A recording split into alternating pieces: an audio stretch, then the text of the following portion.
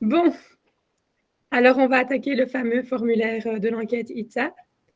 Je propose de le parcourir et d'essayer d'y répondre en se basant sur le fait qu'on est un petit cabinet et de clarifier certaines notions qui peuvent paraître un petit peu barbares à première vue. Alors, je pense que la première question, elle n'est pas très... Il y a quoi? Numéro ITA de l'AMELCO. Peut-être déjà, on peut déjà expliquer ce qu'est un AMELCO. Oui, donc l'AMELCO, c'est le représentant de la fiduciaire qui est responsable du traitement de la loi anti-blanchiment. Donc on va appeler LAB, même s'il y a un FT derrière, financement du terrorisme, mais restons avec la LAB. Et donc chaque fiduciaire doit désigner, même un petit cabinet, même si on est solo, on doit désigner un AMELCO. Alors, c'est clair que dans le cas de quelqu'un qui est tout seul, ben, il sera lui-même à la fois AMELCO, comme il est responsable aussi du traitement du RGPD, etc., etc. Donc, c'est un one-man show pour toutes ces différentes formalités.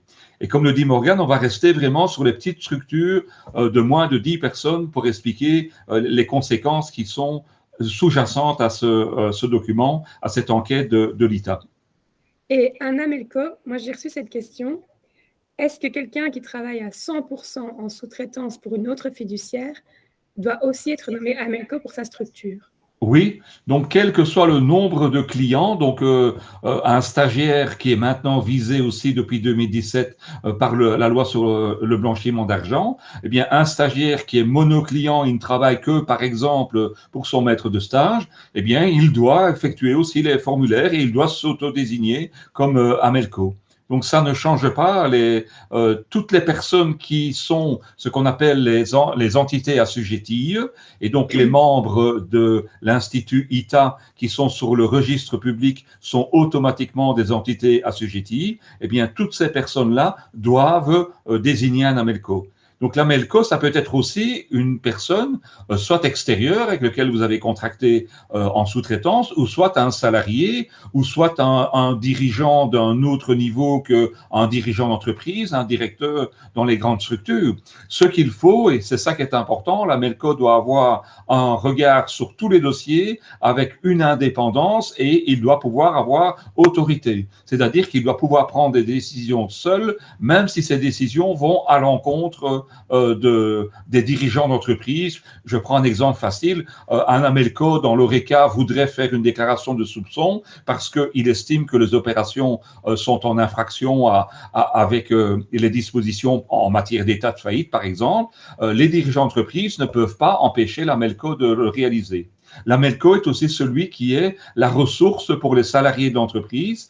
Quand les salariés se rendent compte qu'il y a une forme de négligence ou de différence de vue par rapport aux dirigeants, à leur patron, eh bien c'est vers l'AMELCO qu'ils doivent se diriger pour pouvoir discuter avec lui si oui ou non des opérations qui sont effectuées peuvent être constituées soit comme atypiques, soit hors zone, soit un PEP, etc., etc., dans toutes les descriptions que l'on connaît sur les obligations de la loi anti-blanchiment. Moi, j'avais résumé comme ça, tu m'arrêtes si je me trompe. Hein. J'ai mis que le haut dirigeant, le plus haut des dirigeants, c'était plutôt la version stratégique de la lutte anti-blanchiment dans l'entreprise. Et l'AMELCO, c'est plutôt le côté pratique. Oui, l'AMELCO doit avoir aussi des responsabilités. Donc la fonction la plus haute dans l'entreprise, on va le voir tout à l'heure, c'est un autre raisonnement. Donc c'est celui qui notamment met en place les procédures, le carnet de procédures, valide, etc. Mais l'AMELCO a une fonction, c'est vrai, un peu plus pratique, c'est clair, mais il a une forme d'indépendance. En étant indépendant. Je pense que ça aide déjà à voir plus clair dans cette notion. On peut scroller un peu le Et donc la première question, c'est, chaque fiduciaire a dû déclarer son AMELCO à l'ITA. Est-ce que l'information est correcte? Et dans l'hypothèse où ce n'est pas correct, il faut retourner dans l'application de l'ITA. Dans le portail. Dans le portail pour aller désigner l'AMELCO. Donc ceux qui ne l'auraient pas fait, il faut aller vers le portail. Donc c'est le portail qui est le seul outil pour désigner l'AMELCO de manière officielle au regard de l'ITA. Et donc, dans ce sens-là, vous mettez non et vous indiquez les coordonnées de l'AMELCO si le choix n'est pas correct. Il est aussi possible que l'AMELCO ait quitté l'entreprise et donc, dans ce cas-là, il faut évidemment mettre les coordonnées du nouvel AMELCO. Voilà. Alors, numéro d'entreprise commence par un 3. Je pense que la plupart des Non, c'est membres le ITA numéro sont de pas... membre, c'est pas entreprise, donc c'est le Votre numéro de numéro de membre. membre, pardon. Donc, généralement, il commence par un ou deux, mais s'il commence par trois, ça veut dire que c'est une autre personne. On a notamment le cas des personnes qui sont à la fois experts comptables et à la fois membres de l'IRE. Donc, on pourrait avoir dans ce cas-là un 3. On peut aussi avoir des personnes qui sont à la fois membres de l'IPI et à la fois membres de l'ITA, puisque la double appartenance existe dans certaines fonctions de gestion de patrimoine ou de syndic. Et donc, dans ce cas-là, il faut évidemment savoir de quel institut on relève en priorité. Voilà. Pour les petits bureaux, en général, ce ne sera pas le cas. Alors, le cabinet est-il membre d'un réseau? Là, j'aurais bien aimé définir le réseau parce que Alors, c'est pas en tant que tel très clair. défini dans la loi de manière explicite. En tout cas, pour notre profession, c'est plutôt apparenté au raisonnement de personnes qui travaillent ensemble. Donc, on est dans une idée d'un consortium par rapport à la matière en droit des sociétés. C'est vrai que le réseau, c'est quand des personnes travaillent ensemble. Alors, on parlait tout à l'heure d'un stagiaire qui travaille pour son maître de stage. On pourrait dire que le stagiaire est intégré à un réseau puisqu'il travaille avec les clients de la fiduciaire et peut-être aussi avec ses propres clients. Donc, c'est pas facile à bien définir un réseau, mais si plusieurs professionnels se mettent ensemble pour travailler sur différents dossiers et parfois des dossiers qui ne leur appartiennent pas, eh bien, dans ce cas-là, on est dans un réseau. Maintenant, les Big Four, par exemple, pour prendre cet exemple-là, ils sont tous en réseau parce qu'il y a aussi pas uniquement la notion nationale, mais la notion internationale qui intervient. D'ailleurs, une des questions, c'est est-ce que le réseau est étendu à l'étranger? Et donc, dans les autres questions, on doit indiquer le nom du réseau si on fait partie d'un réseau. N'oubliez pas, si vous n'êtes pas en réseau, eh bien, vous devez mettre nihil. Donc, il faut remplir la notion nihil. Oui. Et si vous avez un réseau, on demande le nombre de professionnels qui travaillent dans le cabinet, dans votre cabinet à vous, et qui sont évidemment en lien avec le réseau. Et donc, nombre de professionnels, c'est bien les gens qui ont un numéro ITAX sur le registre public. Tout à fait. Donc, ce sont des personnes qui sont considérées comme entités assujetties. Donc, le nombre de salariés, ça pourra intervenir plus tard. Mais actuellement, ce n'est que le nombre de professionnels. Jusque-là, c'est facile.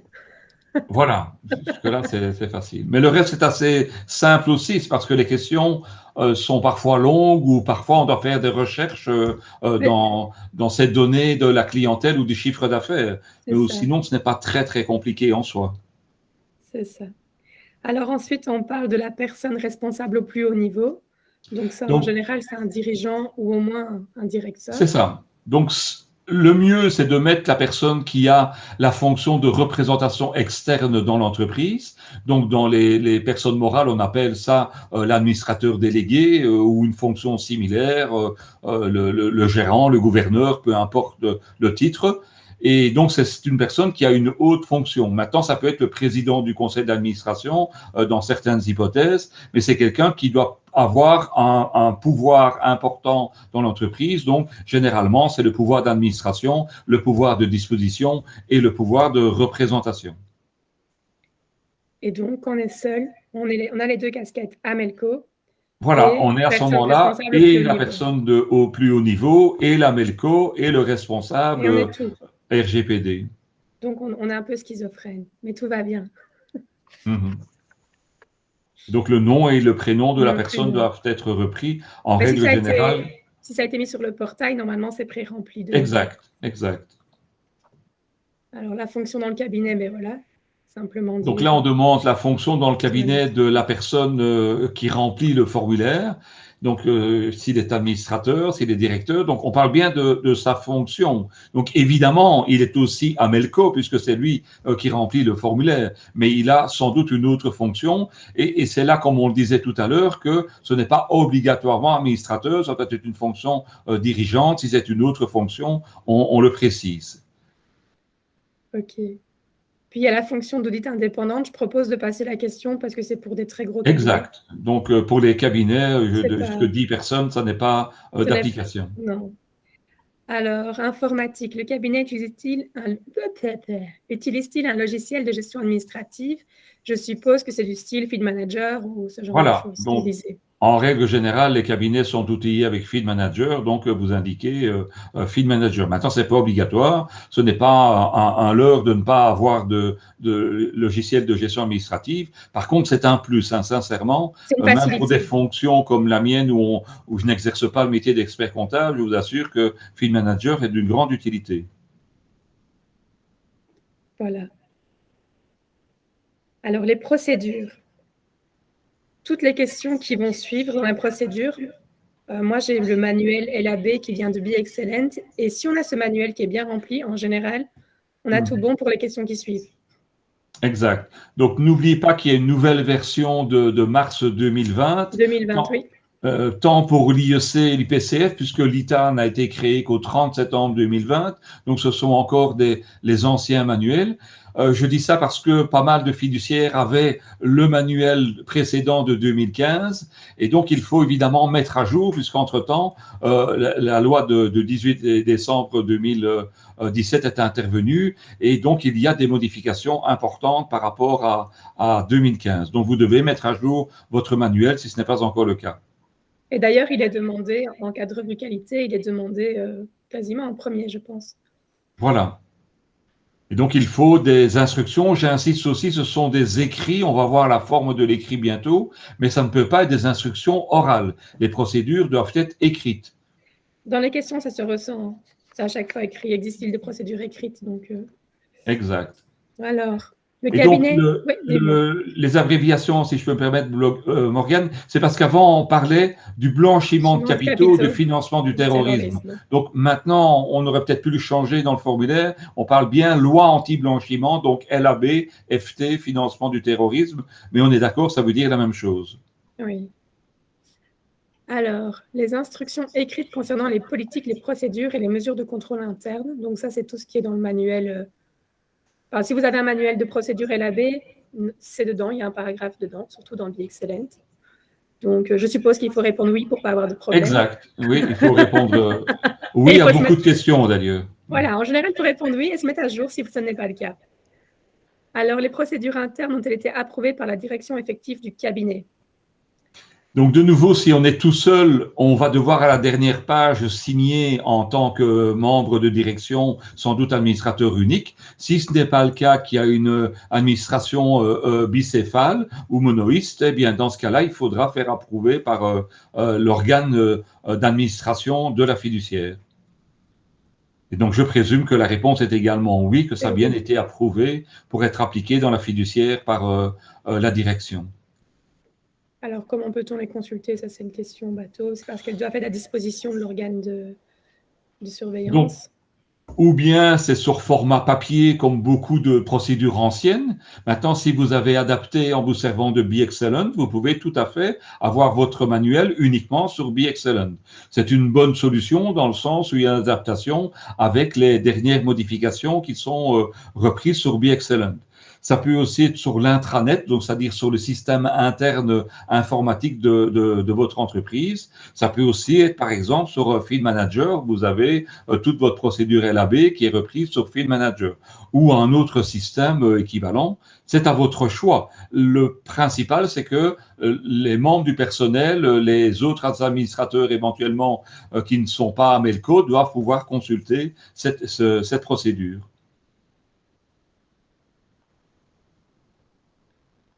Alors, avez-vous des collaborateurs? La question qu'on me pose, c'est est-ce que collaborateur, c'est de simples employés ou indépendants?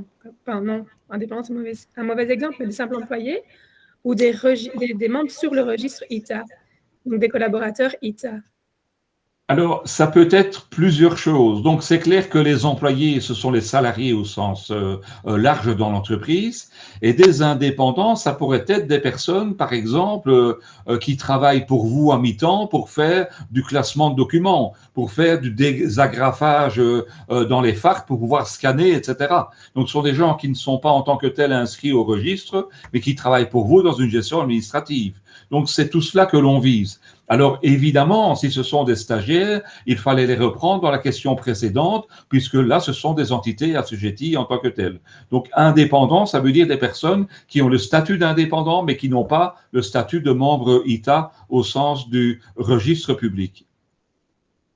Et ensuite, il faut indiquer le nombre, Non. et on ne demande pas de détailler, donc d'éclater entre les indépendants et les employés, mais si vous avez envie de mettre 3 employés et 2 indépendants, rien ne l'empêche.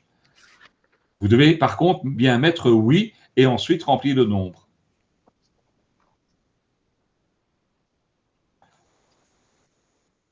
Alors, existe-t-il un canal indépendant et anonyme au sein du cabinet pour signaler les violations du LAB? Ça, c'est également repris dans le manuel de LAB. C'est ça, c'est quand il y a des collaborateurs, donc qu'ils soient indépendants ou qu'ils soient salariés, ils doivent pouvoir transmettre de manière indépendante et surtout anonyme avec la MELCO qu'ils considèrent qu'il y a des choses qui ne sont pas correctes, des manquements, ou qu'eux considèrent que des opérations seraient atypiques. Et donc, il faut pouvoir prévoir une procédure qui permette cette communication. Alors, communication anonyme, c'est pas par email, parce qu'évidemment, on sait retracer les emails et le dirigeant d'entreprise a souvent un regard sur les emails des travailleurs. Je ne parle pas des adresses privées ou de communication privée, mais donc voilà, il doit y avoir un système. Donc pour moi, le meilleur système, c'est un petit peu comme pour les salariés qui veulent faire des signalements dans le cadre du règlement de travail, il doit y avoir un registre qui reprend les plaintes et que l'on peut pouvoir apposer ou que l'on peut transmettre à la MELCO via une boîte aux lettres anonyme ou quelque chose qui permette d'avoir un canal d'information indépendant vers la MELCO. Donc, pour quelqu'un qui est seul, on va mettre oui quand même si ça ne va jamais être anonyme puisqu'on est soi-même avec soi-même. Oui, alors je pense que quelqu'un qui est seul, il ne verra pas ces questions-là. S'il n'y a pas de salariés, ces questions-là n'apparaîtront pas. Donc elles ne viendront que dans l'hypothèse où on a dit oui, il y a des salariés. C'est pour ça qu'on doit répondre oui. Si on ne répond pas oui, eh bien ces questions ne viennent pas. Ça va faire plaisir à ceux qui ont imprimé ces 23 pages. Oui, il y aura des questions en moins, oui. Voilà. Et tout à l'heure, j'ai quand même une collègue qui m'a fait une remarque et elle m'a dit: comment veux-tu que ça soit vraiment anonyme, sachant qu'en général, dans une fiduciaire, chacun travaille sur des dossiers spécifiques et que donc, s'il y a une remarque sur un dossier, ça vient forcément de la personne qui le traite. On est d'accord. Le terme, l'anonymat, c'est aussi vis-à-vis du patron, parce que évidemment, la MELCO doit rendre des comptes, ne fût-ce que dans son rapport auprès du patron. Mais c'est clair que dans les petites structures, on sait très vite désigner qui aurait, ne fût-ce que par l'écriture ou par voilà. Donc, mais en tout cas, ce qui est important, ce qui est fondamental, et ça concerne aussi le dirigeant, c'est que quand on communique vis-à-vis de la CETIF, des déclarations de soupçons, elles doivent rester dans le cadre de l'anonymat. Donc, on ne peut pas dire tel salarié a décrit telle opération pour tel client. On doit décrire pour tel client, on doit expliquer, on y reviendra peut-être tout à l'heure, mais on ne peut pas indiquer quelle est la personne qui a communiqué l'information par le canal indépendant à la MELCO. Ça doit rester totalement anonyme. Parfait. Et la MELCO informe-t-il les collaborateurs des procédures de signalement? On l'a de nouveau dans le manuel de procédure. Ça doit être écrit, la façon dont on peut signaler un problème avec le LAB. Oui. Alors, normalement, on indique non parce que la MELCO a une indépendance dans le regard. Mais on peut informer la personne, ne fût-ce que dans un but de formation, en lui disant, tiens, la déclaration, et de nouveau, ce n'est pas anonyme, puisqu'on sait vers quel collaborateur on se tourne, ou alors on le généralise, et dans le cadre des formations vis-à-vis du personnel, que ce soit salarié ou indépendant, on va peut-être reprendre un cas similaire à celui qui a été signalé pour dire, dans tel cas, il y a obligation de signalement, mais dans tel autre cas, il n'y a pas de formalité à devoir accomplir. Alors, comment la MELCO procède pour informer? Bon, ça, c'est libre. Donc, c'est à lui à décrire comment est-ce qu'il fait une réunion individuelle avec la personne. Est-ce qu'il retrace par un écrit? Est-ce qu'il répond sur le document? Donc, ça, c'est lui qui choisit la manière dont il procède pour communiquer avec les collaborateurs de la fiduciaire. Voilà, d'où la notion d'indépendance de la MELCO. Mais Dans les petites structures, j'ai quand même un problème avec ces trucs LAB. Hein. Ça tourne un peu en rond. Oui. Maintenant, personnellement, j'ai rarement entendu que l'AMELCO n'était pas d'accord avec le collaborateur sur des signalements. Sauf évidemment quand c'est de la formation où il y a des gens qui ont un petit peu peur de tout, il faut les recadrer et puis ça fonctionne. Mais des personnes qui ont un peu d'expérience, en règle générale, s'il y a un signalement, la MELCO suit et donc il informe le collaborateur en disant oui, bien vu, c'est quelque chose d'important, on va faire ce qu'il faut au niveau de la déclaration de soupçon. Ça Ok. permet aussi de conforter le collaborateur que son regard est adéquat et que les circonstances qu'il a décrites sont pertinentes. Alors, vos collaborateurs ont-ils été informés des mécanismes permettant de signaler anonymement aux autorités de contrôle les manquements aux obligations LAB? Donc là, on est dans la partie de la formation, de l'information des travailleurs. Donc c'est clair qu'ils doivent absolument savoir qu'il y a un caractère anonyme au niveau de la communication vis-à-vis des autorités de contrôle. Il y a aussi un anonymat derrière quand l'autorité de contrôle, donc chez nous c'est la CETIF, communique vis-à-vis que ce soit du parquet, de la police, de la Banque nationale, de différentes autorités internationales comme le GAFI. Donc c'est très important que cet anonymat soit sauvegardé. Donc là, typiquement, il faut répondre oui. Oui, oui, il faut qu'on réponde oui, tout à fait. Typiquement. Maintenant, la question, elle est aussi dans le sens où les collaborateurs doivent prendre sur eux en disant j'ai averti de telle situation, je remarque qu'on ne fait rien, et donc moi, en tant que salarié, je vais directement à la CETIF. Donc, Oui, le il y a les collaborateur deux a possibles. l'autorisation, quand il se rend compte qu'il y a une défaillance, que ce soit par négligence ou volontaire, en disant ce sont des frais trop graves. En tout cas, moi, en âme et conscience de collaborateur, j'estime qu'il y a une déclaration de soupçon, et donc il peut aller lui-même à la CETIF. Donc, cette information-là aussi doit être communiquée aux collaborateurs. Par la MELCO. C'est le rôle de la MELCO de former les collaborateurs là-dessus ou alors c'est la personne Alors, ça, c'est responsable? le dirigeant qui estime qui doit effectuer la formation, qui doit communiquer l'information. Mais généralement, oui, c'est la MELCO qui est le mieux à même dans l'entreprise à connaître les procédures. Il les a souvent écrites et il les a fait valider par les responsables. Donc, en règle générale, c'est la MELCO qui forme aussi le personnel ou en tout cas qui est là pour répondre aux questions. Alors, la MELCO organise-t-il une formation régulière et sensibilise-t-il ses collaborateurs au LAB? Donc voilà, la réponse doit être oui, même s'il n'y a peut-être pas de formation régulière au sens du qualificatif régulier. Le régulier, c'est en fonction des modifications de la loi aussi. Donc maintenant, on vient de changer la loi, on a maintenant quelque chose de relativement cohérent dans le cadre de la LAB. Donc, si vous n'avez plus fait de formation depuis 2016-2017, il faut absolument renouveler cette formation, notamment par rapport aux nouveautés que l'on vient de décrire. Mais il ne faut pas faire des formations tous les 6 mois. Donc ça, c'est important que bon, la réponse soit oui, mais qu'il y ait une formation effective qui soit reprise. Alors justement, on parle des formations qui sont données aux collaborateurs et qui doivent être faites dans les 6 mois de l'engagement et au moins tous les 3 ans. Voilà. C'est la norme qui est reprise par l'ITA. C'est au moins tous les 3 ans. Et quand quelqu'un rentre dans le cabinet, c'est au plus tard dans les 6 mois qui suivent l'engagement. Et donc, le terme collaborateur désigne aussi bien, on l'a vu, les salariés que les indépendants ou sous-traitants qui collaborent avec le cabinet. Donc, la réponse doit être oui, mais veillez à ce que, de manière effective, la réponse soit correcte.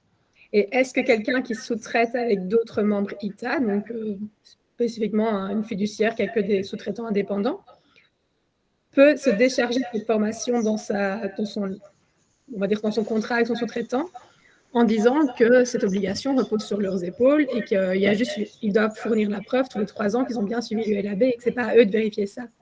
On peut se décharger de ce Oui, contrôle? tout à fait. Donc, vis-à-vis d'entités assujetties, donc vis-à-vis de membres qui sont eux-mêmes Oui, bien sûr. relevant de la loi. Tout à fait. Il y a même, d'ailleurs, on n'en parle pas ici dans le questionnaire, mais une possibilité de pouvoir utiliser les informations d'une personne pour pouvoir se couvrir couvrir l'autre personne. Donc, ces renseignements de référence sont aussi possibles. Et dans mon métier de juriste fiscaliste, j'utilise souvent en disant, tiens, est-ce que cette personne est en ordre de LAB? Et dans ce cadre-là, je ne fais pas moi les procédures. Donc ça m'évite parce que je sais que j'ai confiance dans le professionnel qui me commande une mission. Donc ça peut aussi se faire entre le stagiaire et la fiduciaire pour lequel il travaille de manière régulière. La même chose, on parlait tout à l'heure des réseaux. Si dans un réseau, il y a une identification qui est faite, eh bien, elle peut être partagée par les membres du réseau. Parfait.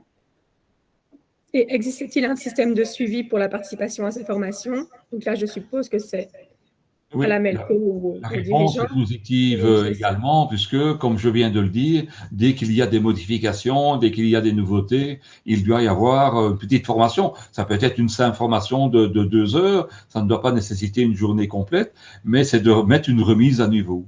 Et ça peut être une formation interne ou alors pour les membres ITA, ça doit être une formation agréée ITA?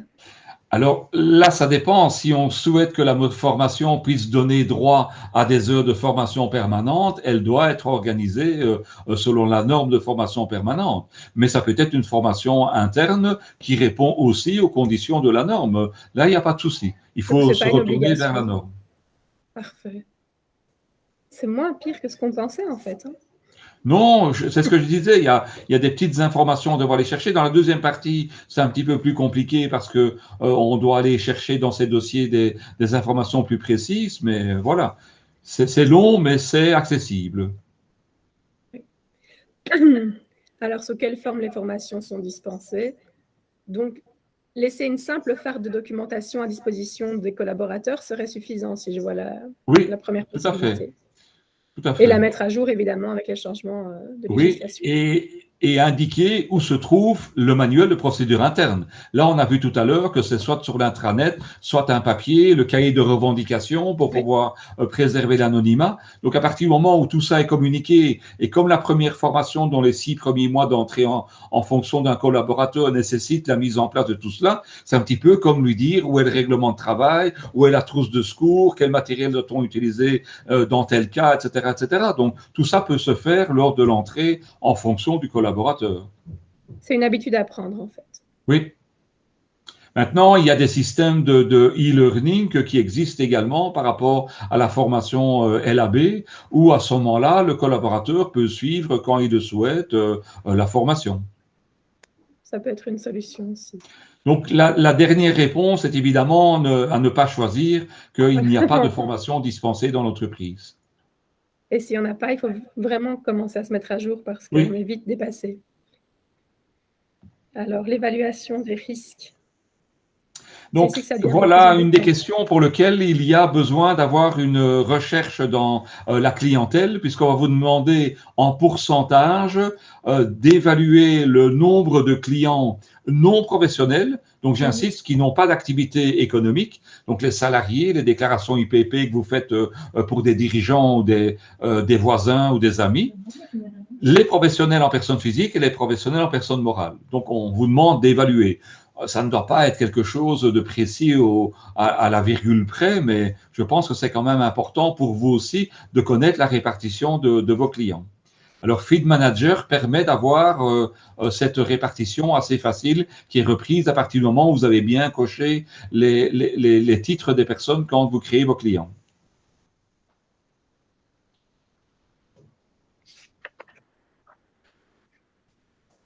Alors, avez-vous réalisé une évaluation globale des risques? Ça, c'est une nouvelle obligation depuis la mise à jour. Oui, elle existait déjà auparavant dans l'ancienne loi de 1993. Elle est plus approfondie, donc, mais l'évaluation globale... Elle est plus complexe, moi, je trouve. Hein. Voilà, donc la réponse, elle est formellement oui. Si vous ne l'avez pas faite, vous êtes totalement en infraction. Donc, ça semble un risque élevé que de ne pas avoir fait votre évaluation globale. On verra tout à l'heure qu'il y a des évaluations individuelles qui doivent être réalisées également. Et de nouveau, dans BeExcellent, il y a un manuel d'évaluation globale des risques pour un cabinet. C'est ça. Donc,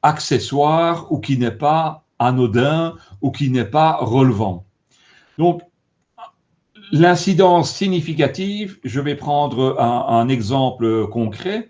Si vous avez dans votre fiduciaire décelé qu'il y avait chez 3 clients des opérations de caisse qu'ils ont essayé de vous cacher et que vous avez 10 clients, 3 clients sur les 10 clients qui ont essayé de vous cacher des opérations, peut-être sont-ils en contrat entre eux et c'est pour ça qu'ils sont clients chez vous, c'est significatif.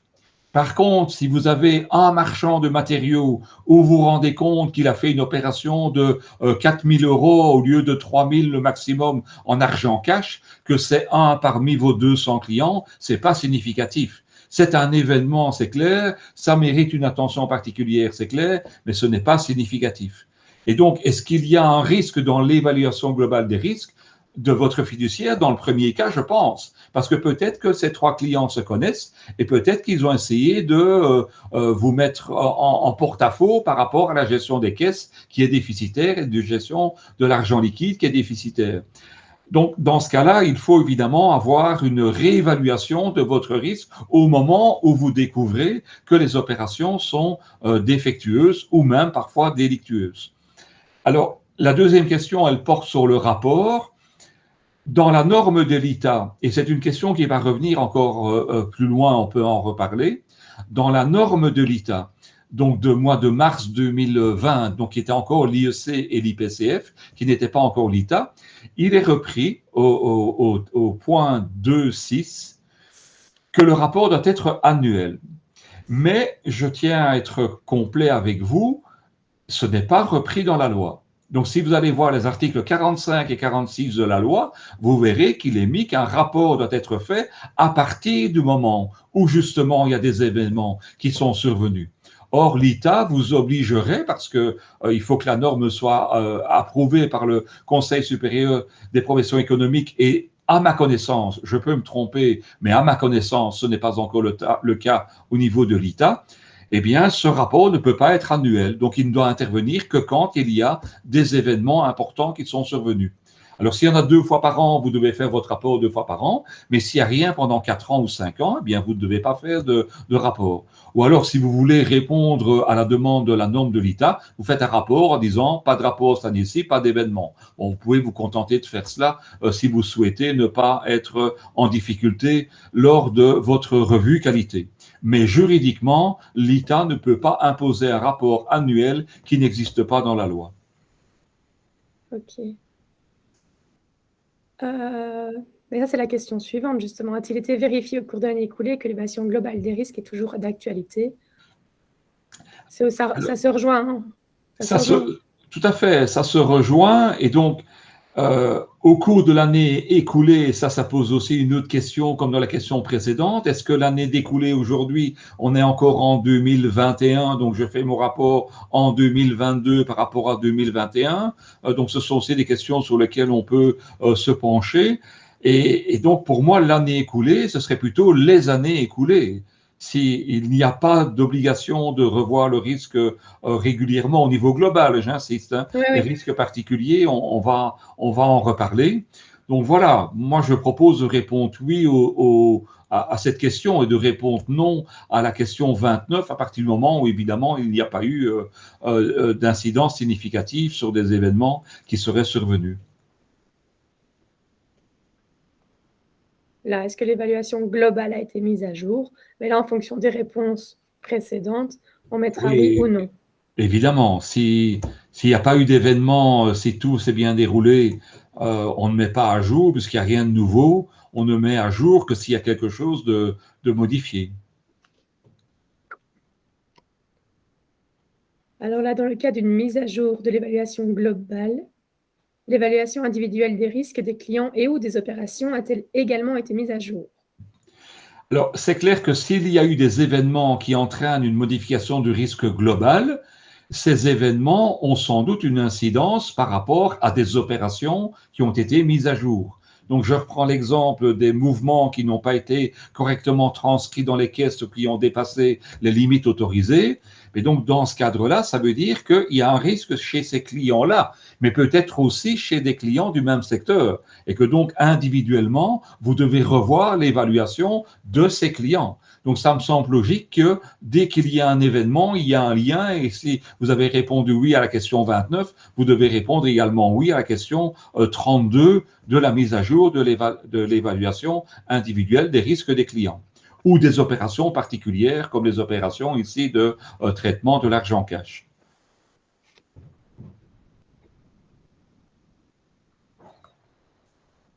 Alors, on passe à l'évaluation individuelle des risques de chaque client et de l'opération avant d'accepter une mission. Donc, ça, c'est l'acceptation client dans le jargon. Exact. Client et opération, puisque c'est lié. Oui. Donc là, de nouveau, dans Field Manager, il y a vraiment le... Enfin, moi, pour l'utiliser, je trouve ça super facile. Oui. Et la petite fiche, on la remplit, ça se fait tout seul, presque. Tout à Et fait. on est en ordre. Donc, en remplissant le document de base Field Manager qui répond complètement aux obligations de la loi du 18 septembre 2017 et de la norme de l'ITA, eh bien, vous avez la facilité de dire que vous avez bien effectué l'évaluation individuelle et vous pourrez répondre oui.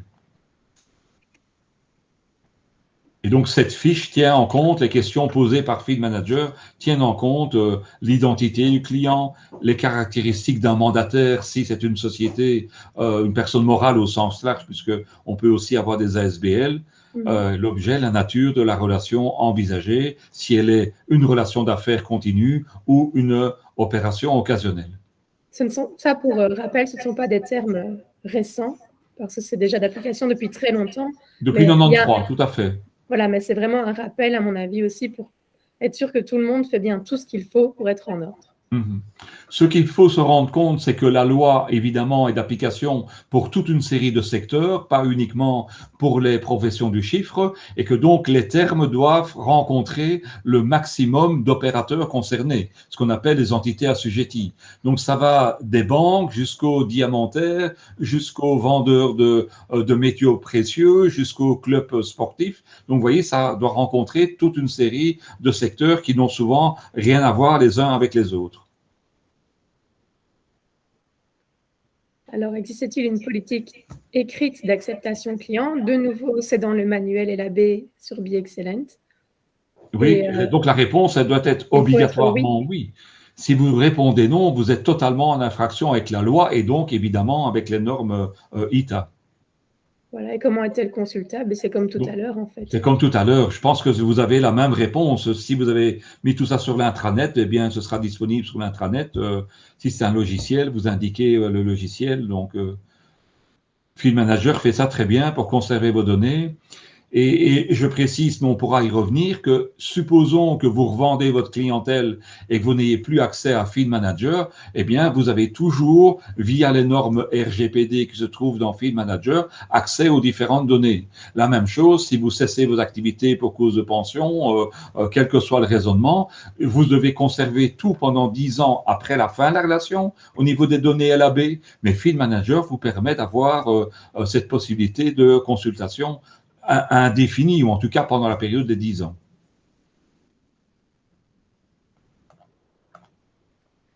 Alors, est-ce que la politique d'acceptation client contient-elle les informations suivantes ou les instructions suivantes? Donc, c'est identification des clients, je pense que c'est connu de tous. Oui. La fameuse identification des clients, des bénéficiaires effectifs, ça c'est du connu, hein, j'ai envie de dire. Voilà, toutes les réponses doivent également être oui. Donc, si vous avez envie de répondre non, il faut mettre en place des procédures pour faire en sorte que les réponses deviennent oui, parce que c'est obligatoire. Tout ça est repris dans la loi et dans le manuel. Donc, vous devez absolument arriver à répondre oui à toutes les questions. Ce sont des questions qui sont déjà en lien avec ce que nous avons vu précédemment. La différence ici, comme le disait Morgane, c'est on travaille non plus de manière globale, mais de manière individuelle. Alors de nouveau, est-ce que la politique d'acceptation client contient-elle des instructions écrites? Le écrit revient dans toutes les questions, donc c'est vraiment important. Et donc, l'écrit, c'est sur support papier ou sur support électronique. Hein. Le fait d'écrire ne demande pas une écriture manuscrite holographe, mais peut-être évidemment une écriture scripturale via un clavier ou via un autre système. Moi, j'aimerais bien revenir sur le point 1, sur la procédure à suivre en cas d'identification à distance. Alors, Donc, donc ça, c'est quand on ne si rencontre pas le client de visu. c'est ça. Donc, je prends mon cas, ça m'arrive régulièrement en matière de TVA d'avoir des clients qui sont situés à l'étranger et que je ne rencontre jamais physiquement. Et donc, ils viennent faire des opérations en Belgique et je les rencontre par visioconférence. Donc, ce que je fais, comme tout à l'heure, tu m'as demandé, Morgane, est-ce que je peux enregistrer? Je leur demande la même chose. J'enregistre la conversation, que ce soit Teams, Zoom ou Google Meet ou d'autres supports. J'enregistre et je fais à ce moment-là une capture d'écran également pour être certain que la photo de la personne ou des personnes concernées correspond à la photo de la carte d'identité ou généralement du passeport reçu. Et s'il y a des doutes, je demande des précisions. Donc voilà la procédure. Donc il suffit de réécrire cette procédure-là pour dire voilà quelle est la procédure que je suis en cas d'identification en distance. Maintenant, vous pouvez utiliser d'autres procédés comme vous le souhaitez. Donc ça arrive que dans certains pays, par exemple, ils ont des puces électroniques comme nous sur notre carte d'identité. Donc dans ce cas-là, on se connecte également sur le système dans l'autre pays pour pouvoir une vérification de leurs données électroniques. Donc tout ça est en fonction de ce que vous souhaitez mettre en place pour pouvoir avoir une certitude d'identification à distance de votre client. Et si pardon, si on n'accepte pas de clients qu'on ne rencontre pas, l'important, c'est aussi de l'écrire dans le manuel LAB, de ne jamais rien mettre. Il faut toujours dire, dans ce cas-là, on n'accepte pas le client, on ne travaille pas comme ça, mais il ne faut pas laisser un blanc possible. Exact. Donc c'est noir-blanc. Ou bien on va à gauche, ou bien on va à droite. Ou bien on écrit pourquoi on l'accepte, ou bien on écrit pourquoi on ne l'accepte pas. Alors, c'est clair que, bon, si vous avez un client qui est dans un pays tiers à haut risque, c'est pas pour ça que vous ne pouvez pas l'accepter. Donc, c'est pas un nom d'office. La seule chose, c'est qu'il doit être en vigilance élevée et que vous devez mettre en place des structures de raisonnement dès le départ pour vérifier justement est-ce que le risque pays n'est pas un risque important dans le cadre de votre relation. Mais ce n'est pas pour cela que vous ne pouvez pas accepter ou des clients qui sont dans des entités, on a vu Panama Papers, etc. Ce n'est pas pour cela parce que ces personnes-là sont dans les registres ou dénoncées dans les systèmes tels que Panama Papers ou d'autres, ou LuxLeaks ou d'autres, qui ne sont pas acceptables. Encore faut-il voir la mission et faut-il vérifier s'il y a un lien entre ce qu'ils auraient fait, parce que beaucoup de personnes ne sont pas condamnées, ce qu'on leur reprocherait et ce qu'ils vous demandent de faire. Donc c'est tout cela qu'il faut reprendre dans le manuel. Ok. On est d'accord qu'on est ici, non pas dans un traitement policier, vous n'êtes pas là pour dénoncer ou enquêter sur des faits, vous êtes là pour analyser un risque potentiel. Et c'est cette analyse de risque qu'on vous demande. Vous n'êtes pas la police, la fiduciaire n'est pas un auxiliaire de justice. Oui, nous ne sommes pas juges, on doit juste prendre les mesures nécessaires quand on a un client à risque. Voilà, c'est en âme et conscience que vous agissez en disant cette opération ne me paraît pas réglo et donc je déclare un soupçon. De nouveau, vous ne faites pas une dénonciation d'un fait avéré, vous déclarez que vous, en âme et conscience, le professionnel, vous avez un soupçon. C'est tout ce qu'on vous demande de faire, rien d'autre. Et donc, les cas dans lesquels des informations complémentaires doivent être demandées, c'est par exemple quand justement la photo ne correspond plus, parce que bon, si vous voyez mon permis de conduire, je l'ai peut-être eu, je sais pas moi, en 1988, la photo ne correspond plus à ma photo d'aujourd'hui, ne fût-ce que les cheveux. Donc, il est possible que vous rencontrez comme cela des différences qui paraissent sensibles, qui paraissent difficiles. Vous demandez des informations complémentaires. Adore, ces règles sont-elles systématiquement mises à jour? Systématiquement, de nouveau. Oui, alors le systématiquement, c'est intéressant parce que ça veut dire que s'il n'y a pas de modification, eh bien, c'est pas mis à jour. Donc, le systématiquement, c'est si on se dit, tiens, je rencontre un risque pays élevé avec, par exemple, je ne sais pas moi, la Slovénie, parce que je me rends compte que la corruption est relativement importante dans ce pays avec tout ce que je lis dans la presse, eh bien, vous allez mettre à jour votre procédure avec la Slovénie. Mais s'il n'y a rien qui se passe, eh bien, vous ne faites rien. Les clients et les opérations sont-ils classés par catégorie? Je suis en train de perdre ma voix, Moi, je fais une allergie au LAB. Les clients et les opérations sont-ils classés par catégorie de risque en fonction des résultats de l'évaluation des risques individuels, donc en standard, élevé ou faible? Donc là, c'est de nouveau une obligation qui ressort de la loi. Donc la réponse, elle est oui, parce que vous devez classer dans ces trois catégories en fonction du risque que vous avez mesuré de manière individuelle pour le résultat d'évaluation des clients. Alors, avez-vous établi des mesures de vigilance en fonction de la catégorie de risque du client ou de l'opération? Donc là, de nouveau, il faut répondre oui. Nous sommes Exact, obligés, c'est ce qu'on a dit tout à l'heure dans le tableau précédent, on doit dire ce qu'on prévoit de faire en cas de problème ou de risque particulier. exact. Existe-t-il des lignes directrices écrites relatives à la vigilance continue lors des relations d'affaires? De nouveau, dans le manuel LAB, qui est sur BeExcellent ou bien, enfin voilà, mais sur BeExcellent, il est vraiment bien fait. Je ne fais pas la pub de BeExcellent parce que je faisais partie de la commission, mais un peu quand même. Donc Et c'est écrit ici, dedans. c'est ça. Et nous sommes dans une vigilance continue. Donc, il y a des dossiers dans lesquels on doit être particulièrement attentif de manière continue. Donc, tout à l'heure, on disait, il n'y a pas besoin de faire de rapport s'il n'y a rien qui bouge. Mais dans certains dossiers, on doit parfois vérifier tous les 3 mois s'il n'y a pas des difficultés parce qu'on a justement décelé des informations qui pourraient être à l'origine de déclarations de soupçons. Donc, dans ce cadre-là, il est possible que la vigilance doivent être continue. Voilà. Existe-t-il des lignes directrices écrites de nouveau sur la vigilance accrue dans les relations d'affaires ou les opérations occasionnelles lorsque il est impossible de procéder à la vérification avant d'entrer en relation d'affaires? Là, de nouveau, c'est le cas de tout à l'heure.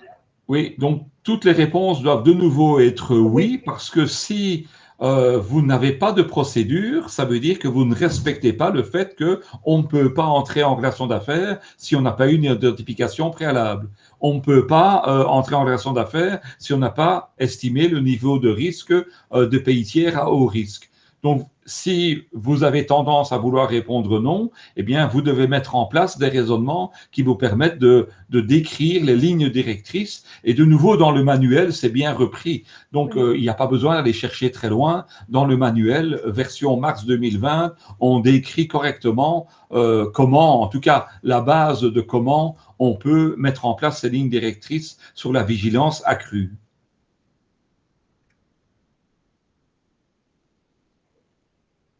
Alors, existe-t-il des lignes directrices écrites pour la mise à jour du niveau de risque lorsqu'un ou plusieurs éléments, par exemple le client, l'opération, changent?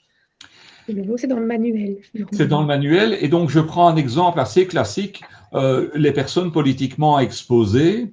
Donc, c'est clair que si vous avez, on va avoir des élections, pour l'instant c'est assez calme, mais on va avoir des élections en 2024. Donc, il y a des personnes qui vont se présenter sur des listes électorales à partir du moment où elles seraient élues ou bien elles seraient dans un poste qui reprend le cadre du PEP. Eh bien, vous devez mettre à jour le niveau de risque puisque le risque de cette personne viendrait à être modifié. La même chose pour les membres de leur famille, etc. Donc là, ce sont les risques liés au PEP. Mais à partir du moment où il n'y a rien qui change, ben de nouveau, la mise à jour d'un niveau de risque ne s'impose pas. Ce qui compte, c'est quelles sont les lignes écrites directrices lorsqu'il y a de potentielles modifications. Donc la réponse, elle est clairement oui. Ici, de nouveau, dans tout le formulaire, il faut répondre oui. Une procédure de contrôle interne écrite prévoit-elle une révision du niveau de risque attribué à un client dans les hypothèses suivantes lors de la constatation d'une opération atypique ou après une déclaration de soupçon à la CETIF? Donc, est-ce que tu peux expliquer ce qu'est une opération atypique? Donner un exemple peut-être, parce que ce n'est pas forcément... Alors, une opération atypique, c'est dans le sens d'une opération qui peut être considérée comme inhabituelle chez un client. Je prends un exemple facile. Vous avez un client qui est magasin de détail et vous constatez, donc il encaisse encore de l'argent liquide, et vous constatez qu'il dépose entre 20 000 et 30 000 euros par semaine à la banque. Et puis tout d'un coup, vous voyez arriver 482 000 euros sur le compte en banque. Et vous dites, c'est quoi, ça vient d'où? Et donc, ce sont plusieurs versements, mais qui font que sur la semaine, il y a 400 000 euros, 482 000 qui arrivent. C'est atypique. Ça ne correspond pas aux habitudes du client. Donc, d'où vient ce montant? Et donc, vous devez écrire en disant, lorsque je constate une opération qui est atypique, eh bien, voilà l'attitude que je prends. Donc, la première attitude, c'est de contacter le client en disant, d'où vient cette opération, quelle est l'origine? Et le client peut expliquer, je n'en sais rien, moi, mais bon, voilà, l'explication peut être un raisonnement valable. Et donc, dans votre procédure, il faut simplement dire que oui, vous avez mis en place une révision de votre niveau de risque quand vous considérez qu'il y a une opération atypique. Et donc là, c'est quand vous la constatez. Donc le fait de la constater, de demander l'explication, que ça vous paraît cohérent, mais il n'y a pas de modification du niveau de risque puisque vous avez obtenu une réponse qui vous satisfait. Donc ce ne serait que dans l'hypothèse où vous n'avez pas une réponse cohérente, alors vous vous dites, la banque, elle a accepté l'argent, donc c'est ça le problème, elle est chez elle, si c'est de l'argent qui est blanchi, c'est la banque qui est responsable. Oui et non, parce que justement, s'il y a plusieurs entités assujetties sur un même client, c'est parce que l'un ou l'autre pourrait pouvoir déclarer une opération de soupçon. Et c'est ça qui permet d'ailleurs à la CETIF d'avoir une concordance d'opérations déclarées par plusieurs entités assujetties pour faire en sorte de commencer à diligenter une enquête. Et la déclaration de soupçon, moi ça me paraît clair, mais ça c'est très personnel. Quand j'ai fait, et j'ai déjà fait des déclarations de soupçon pour des clients, ce qui suivait, c'était je ne souhaite plus avoir cette personne comme client. Donc ça me paraît personnellement clair, mais je ne vous oblige pas. Si vous sentez que vous pouvez continuer à avoir une relation de confiance avec la personne pour qui vous faites des déclarations de soupçon, eh bien, pas de problème. Mais vous devez évidemment revoir son niveau de risque, puisque vous avez décelé quelque chose qui a entraîné les soupçons. Alors ensuite, on parle des introducteurs d'affaires. Donc, existe-t-il des lignes directrices écrites pour la collaboration avec des tiers introducteurs d'affaires? Donc Qu'est-ce que là, c'est ce que n'est ça? pas repris en tant que tel dans la loi, ce n'est que dans la norme. Donc un tiers introducteur, c'est ce que j'expliquais tout à l'heure, c'est de dire, voilà, je fais confiance à telle personne qui elle-même a réalisé les formalités LAB. Alors, dans mon cas précis, j'ai dans mon manuel des lignes directrices écrites pour la collaboration parce que je me sers souvent du tiers introducteur en disant c'est la fiduciaire qui introduit un dossier chez moi et donc je me fie sur ces données LAB pour ne pas recommencer toute la procédure vis-à-vis du client. Mais si vous n'avez pas ce type d'opération avec des tiers introducteurs, ça ne sert à rien d'aller mettre des lignes directrices. Donc, si c'est le cas, vous pouvez franchement mettre non parce que vous ne vous en servez pas. Mais faites évidemment attention que dans le cas de la revue qualité, on ne vienne pas déceler que vous avez fait appel à des tiers introducteurs. Ça peut être le cas quand on nous charge d'une mission spéciale, par exemple. Oui, tout à fait. Oui. Donc, un expert comptable certifié qui aurait des missions spéciales pour d'autres fiduciaires, eh bien, il va demander à la fiduciaire en disant transmettez-moi les informations au niveau LAB, ou bien moi je demande par écrit qu'on me confirme que les informations LAB ont bien été récoltées, que tout est à jour et que c'est conforme au manuel. Et donc ça me rassure moi si j'avais un souci. Et d'ailleurs la revue qualité que j'ai déjà subie, eh bien, j'ai pu démontrer que les confrères avaient bien respecté les formalités LAB dans le cadre de la procédure de tiers introducteur. Et est-ce que ça a une influence si on facture directement à la fiduciaire qui fait appel à nous ou au client final? Alors, c'est justement ça toute la différence, Morgane. C'est qu'à partir du moment où on facture au client final, on doit avoir fait les formalités pour l'identifier, Ça pour devient obtenir notre des client. informations. Donc, c'est là que ressort la difficulté, c'est que on va pas recommencer au client en disant envoyez-moi la copie de votre carte d'identité, estimez le risque, etc. D'accord? Ouais. Donc, c'est aussi la raison pour laquelle, et ça c'est de nouveau personnel, moi je préfère travailler en sous-marin, c'est-à-dire envoyer ma note ou mes conclusions à la fiduciaire, qui elle les envoie au client, comme ça mon client, c'est la fiduciaire. Et en termes de solvabilité, c'est mieux aussi, c'est la fiduciaire qui me paye et pas le client direct, ou parfois on a des soucis de paiement. Mais bon, ça c'est très personnel. Mais ça vaut la peine de le clarifier parce que je pense que c'est pas forcément clair pour tout le monde.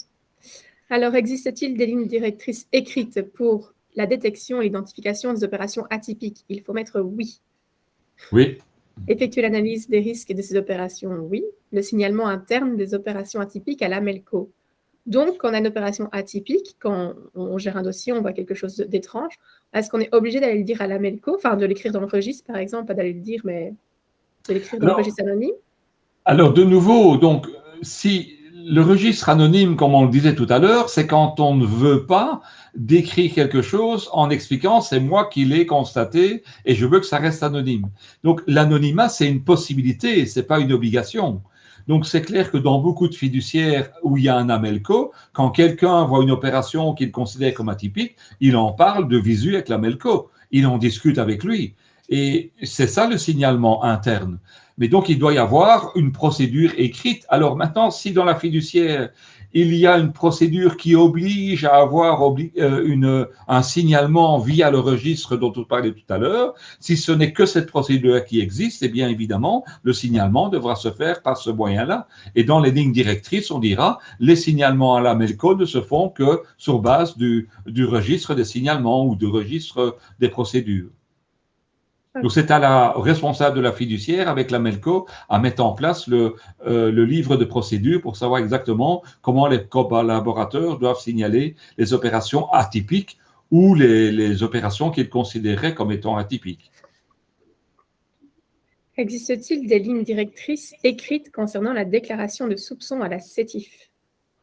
Alors, quand on est tout seul, ça ne sert à rien, puisqu'on est soi-même un MELCO. Quand il y a deux personnes, deux collaborateurs salariés, oui, on doit avoir une ligne directrice, mais on peut tout simplement dire qu'il appartient à un MELCO d'effectuer les déclarations de soupçon, au point, c'est tout. Mais à partir du moment où il y a plusieurs collaborateurs, dans ce cas-là, il vaut mieux avoir un processus de filtre et de dire, voilà, la MELCO va d'abord filtrer, essayer de cerner exactement les problèmes, et ensuite, il envisagera d'effectuer les déclarations de soupçons qui s'imposent. Alors, est-ce que les procédures internes prévoient que les autorités compétentes, donc la trésorerie du SPF Finance, soient informées lorsqu'un cas concernant le gel des avoirs financiers ou les embargos est découvert? J'aime beaucoup cette question. C'est l'article 85 de 85. la loi qui, pour moi, ne nous concerne pas. Mais ça se pourrait qu'il y ait des gels d'avoirs financiers, mais ce n'est pas la fiduciaire qui va geler les avoirs financiers. La fiduciaire va être informée peut-être par un tiers, le banquier ou un autre organisme, qu'il y a eu un gel des avoirs financiers de telle personne dans tel pays. Maintenant, si, supposons, personne n'est informé, oui, évidemment qu'il faut pouvoir avoir une procédure pour le prévoir. Mais vous pourrez écrire la procédure aussi au moment où vous constatez qu'il faut la mettre en place et qu'il faut informer les services de la trésorerie du SPF Finance. Mais en règle générale, la réponse va être non, parce que vous ne vous sentez pas concerné par ce genre de choses. Alors, le rapport d'activité annuel, on en a parlé tout à l'heure, donc qui n'est pas prévu dans la loi, mais prévu dans la norme IEC, quand il y a un changement dans l'évaluation. Comme je disais, vous pouvez tout à fait répondre oui en disant la MELCO établit un rapport annuel d'activité et il met sur son rapport rien de spécial, aucun événement, tout est en ordre, point, il a fait son rapport. Donc c'est un petit peu hypocrite, mais ça répond à la norme IEC, puisque comme je l'ai dit, dans la loi, ce rapport n'existe pas. En tout cas, avec la périodicité annuelle, il existe quand il y a des événements qui obligent la rédaction d'un rapport, mais pas annuellement. Donc, ce rapport est-il disponible? Il faut mettre oui, il faut bien le garder. Oui, donc ça c'est clair qu'il faut le conserver. Pour le rapport d'activité de l'AMELCO contient-il les éléments suivants? Les conclusions sur l'évaluation globale des risques, la description des procédures de contrôle interne en application de l'article 8 de la loi, les mesures prises au cours de l'année dans le domaine de la formation et la sensibilisation du personnel et la description des rapports internes préparés par l'AMELCO. Moi, j'aime bien ce cadre parce que ça montre un peu les missions de l'AMELCO de façon plus synthétique, en fait. Exact. Et donc, c'est vrai que quand on lit la norme ITA, on se rend compte que le rapport n'est pas spécifiquement uniquement le rapport qui est décrit dans la loi. Il va un peu plus loin. Et comme tu le dis, Morgane, si le rapport de la MELCO, c'est de faire le point sur la situation annuellement des différentes questions qui sont ici, ce rapport est très utile. Donc, dans ce cadre-là, oui, c'est intéressant pour la MELCO de remplir le rapport. Donc, il faut distinguer, si on veut être complet par rapport à toute une série d'informations qui concernent la fiduciaire, mais à nouveau, si on est tout seul avec soi-même, ce type de rapport n'est pas utile. C'est pas forcément prévu pour les toutes petites fiduciaires. Exact. Alors, ce rapport est-il approuvé par l'organe légal d'administration par la direction effective du cabinet? Ben, il vaut mieux, je pense. Oui, donc c'est clair que s'il y a un rapport, et de nouveau, si la MELCO n'est pas l'administrateur unique, il doit être approuvé, comme on disait tout à l'heure, dans le livre des procédures. Alors ici, avez-vous pris en compte dans vos procédures les nouveaux délais de conservation des données, LAB? Pour rappel, on doit garder les documents 10 ans après la fin de la relation d'affaires ou de l'opération occasionnelle. Donc, ce n'est pas juste 10 ans, c'est 10 ans à partir du moment où on s'arrête. Exact. Les 10 ans commencent à la fin de la relation. Et donc, auparavant, le délai était de 7 ans. Après, il y a eu une période transitoire 2017, 2018, 2019. Mais maintenant, en 2020 et a fortiori 2021 et 2022, le délai est bien de 10 ans.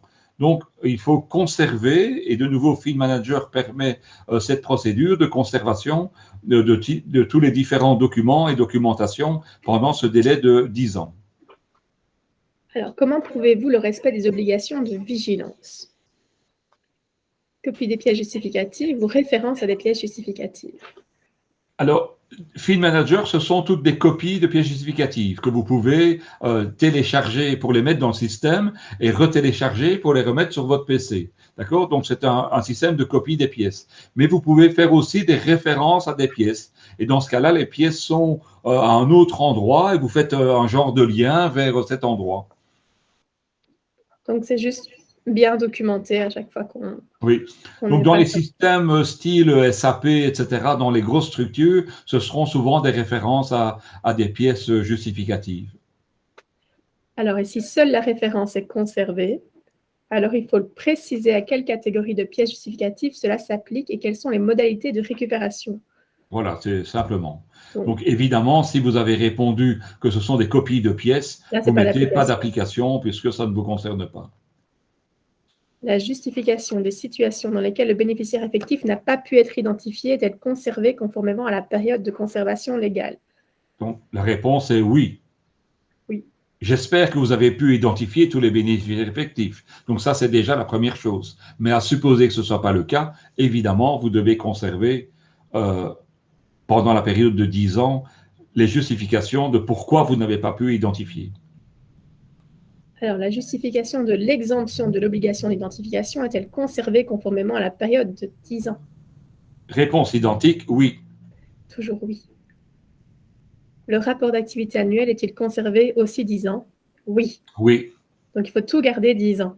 Voilà, tout garder 10 ans après la fin de la relation. Après la fin de la relation. À nouveau, si vous arrêtez votre activité, si vous revendez votre fiduciaire, c'est à partir de ce moment-là que vos clients ne deviennent plus vos clients, puisqu'ils sont clients de quelqu'un d'autre. Donc, c'est ce moment qui est le point de départ de la période des 10 ans de la fin de la relation. Alors, exercez-vous des missions pour des clients domiciliés à l'étranger, des mandataires domiciliés à l'étranger ou des bénéficiaires effectifs domiciliés à l'étranger? Donc là, en fonction... chaque fiduciaire répond en fonction de sa clientèle. Mais dans le fait de répondre oui, vous allez devoir préciser à ce moment-là le nombre au sein de l'Union ou en dehors de l'Union. Je répète que le Royaume-Uni ne fait plus partie de l'Union européenne. Alors, avez-vous concrètement identifié des personnes politiquement exposées parmi vos clients, leurs mandataires et leurs bénéficiaires effectifs durant la dernière année civile écoulée? Ben voilà, donc, en fonction de la... Ça dépend de nouveau de vos clients. Si c'est oui, vous devez indiquer simplement le nombre de PEP, de personnes politiquement exposées que vous avez identifiées. Et si oui, de nouveau, il faut distinguer combien en Belgique, au sein de l'UE ou en dehors de l'UE. On arrive aux questions très faciles. Là. Oui. Ensuite, la question, c'est avez-vous des relations d'affaires avec des clients faisant partie d'un ou de plusieurs des secteurs ci-après? Et hier, il y a un tableau qui est repris à la page. C'est ça. Et donc là, les difficultés commencent un peu puisque... Il faut un peu chipoter, là. Il faut aller voir le chiffre d'affaires. Donc, j'insiste, c'est le plus de 5% dans la première colonne du nombre de clients et dans la deuxième du chiffre d'affaires total. Et donc, non applicable, c'est si vous n'avez pas de clients dans le secteur Eureka, immobilier, ou voilà, vous mettez non applicable. Donc, j'insiste, il y a deux contrôles à faire. Il y a un contrôle par rapport au nombre total des clients, en nombre, et il y a un contrôle par rapport à la somme totale de votre chiffre d'affaires. Donc, le chiffre d'affaires, en règle générale, vous prenez votre listing annuel TVA et vous avez les chiffres d'affaires de chacun des clients. Donc, ça n'est pas trop compliqué. Maintenant, faites attention qu'il y a toute une série de clients non assujettis qui ne sont pas repris dans le chiffre d'affaires, mais dans le chiffre d'affaires facturé, mais pas dans le listing. Vous devez en tenir compte également. Mais de nouveau, dans FID, on sait exporter les chiffres. Oui, mais peut-être pas les chiffres d'affaires. Le nombre de clients par secteur, oui. Si, mais le chiffre d'affaires, on sait l'exporter. Oui, quand on facture via FID. Oui, bien sûr. Mais pas pour les gens qui ne facturent pas via FID. Donc, il y a... mais il faut facturer via FID Manager, voilà. Voilà, oui. Mais je sais qu'il y a encore une série de personnes qui ont des systèmes anciens de facturation et qui n'ont pas toujours tous opté pour la facturation via FID Manager. Mais c'est vrai que c'est une bonne idée de migrer vers FID définitivement. Donc voilà, et ensuite, le questionnaire est fini. Il suffit juste de signer au nom de la Melco, de mettre sa qualité, la date, le lieu, et quand même de déclarer qu'on a bien lu la norme IEC quand on était IEC, ou la directive IPC quand on était IPC, et qu'on a assisté à un séminaire relatif au LAB au cours des 3 dernières années pour être en ordre par rapport à la formation. Mais donc là, j'insiste, pas parce que nous donnons des séminaires, mais parce que c'est une obligation légale d'avoir au moins tous les 3 ans un séminaire de rafraîchissement par rapport à la norme LAB. Donc ça, c'est obligatoire. Eh bien, on a fait le tour. Oui, si on a répondu non au premier, donc si quelqu'un nous a mis Amelco d'un cabinet pour lequel on n'est pas Amelco, en fait, le formulaire est à 0 et on arrive directement à la dernière question. Si vous n'êtes pas vraiment l'Amelco, alors veuillez me donner le nom de l'Amelco. Exact. Mais bon, on revient au début du questionnaire. Voilà. C'est une vérification par rapport aux premières informations. C'est ça. Oui. Et voilà. Merci d'avoir pris le temps de participer à cette enquête. Tout ça est terminé, page blanche. Donc, merci Morgane. Ben, merci Jean-Pierre.